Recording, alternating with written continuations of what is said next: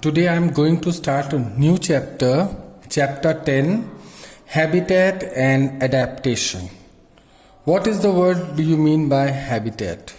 Habitat means, in simple words you can say that habit means adat, and plants and animals which they are living in a place and they got habit to live in that place.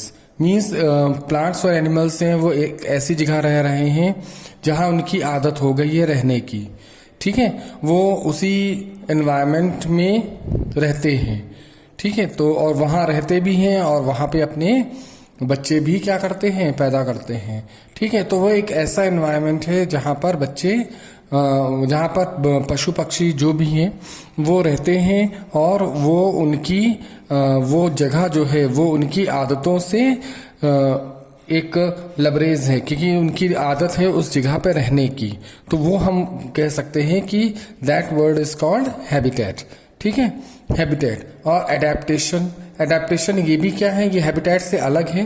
Habitat मतलब होता है कि आदत, और adaptation मतलब होता है कि जो आदत है उनकी, तो उस आदत के कारण उनके बॉडी में है ना जो चेंजेस होते हैं, ठीक, वो क्या कहलाता है, एडेप्टेशन कहलाता है, ठीक है। जो हैबिटेट मीन्स हो गई उनकी आदत, और एडेप्टेशन होता है कि उनकी आदत के अकॉर्डिंग उनके बॉडी में चेंजेस, वो क्या कहलाता है, एडेप्टेशन कहलाता है।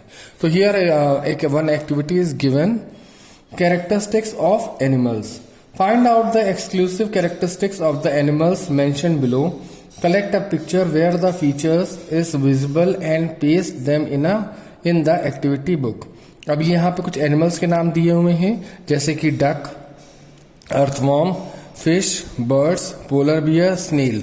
तो इन जानवरों के बारे में आपको कैरेक्टरिस्टिक फीचर लिखना है, ठीक है। तो एक हम बता देते हैं हम आपको, इसमें आप करिएगा डक यानी कि बतख, है ना। अब डक मोस्टली कहाँ आपको देखने को मिलती है, डक है वो पानी में तैरती भी है, ठीक है, और जमीन पे भी चलती है, ठीक। तो उसका क्या है, आदत क्या है उसके, पानी में चलने की और पानी में तैरने की और जमीन पर भी चलने की उसकी आदत है।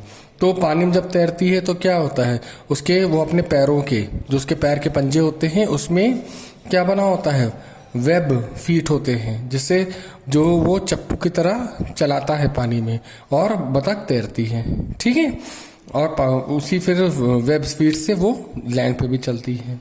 दूसरा है आपका अर्थवॉर्म। अर्थवॉर्म क्या है, वो रेंगता है जमीन पे, ठीक है, अपनी बॉडी को कॉन्ट्रैक्ट करता है, रिलैक्स करता है, और इसी के कारण वो क्या करता है, मूवमेंट करता है। तीसरा है फिश। फिश क्या करती है, पानी में रहती है, लैंड पे नहीं रहती है, ठीक। तो फिश जो पानी में अगर रह रही है तो उसको तैरने के लिए क्या चाहिए, फिन्स चाहिए, उसकी बॉडी होती है, स्ट्रीमलाइन बॉडी होती है, जिसकी वजह से फिश पानी में तैरती है। नेक्स्ट है बर्ड्स, चिड़िया। अब चिड़िया आपने देखा है कि हवा में उड़ती हैं, ठीक है। अब उड़ती हैं यानी कि उनका जो बॉडी वेट है वो बहुत हल्का है, हल्का होने की वजह से क्या है, हवा में उड़ता है, ठीक। नेक्स्ट है पोलर बियर। जैसा कि नाम लिखा हुआ है पोलर बियर, यानी ऐसे बियर यानी भालू जो पोलर रीजन में रहते हैं।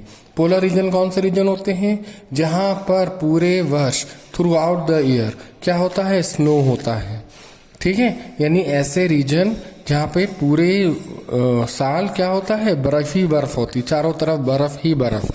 तो इतनी ठंड में जो बियर रहते हैं, ठीक है। अब ये पोलर बियर वहाँ उतनी ठंड में रहते हैं तो ज़रूर उनकी बॉडी पे कुछ ऐसे चेंजेस हुए होंगे कि जिसकी वजह से वो वहाँ के एटमॉस्फेयर को, वहाँ के एनवायरनमेंट को अडाप्ट कर रहे हैं, ठीक है, अडाप्ट कर रहे हैं तभी तो वहाँ रह रहे हैं, इसलिए उनको हम पोलर बियर के नाम से जानते हैं, ठीक है।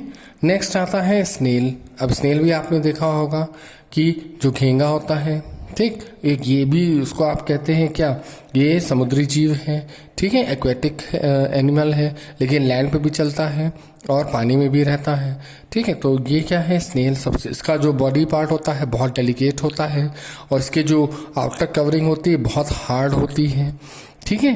तो ये ये जितने जानवर आपने देखे हैं तो सबके अलग अलग क्या हैं, कैरेक्टरिस्टिक्स हैं, इनके अलग, सबके अलग अलग क्या है, फीचर्स हैं।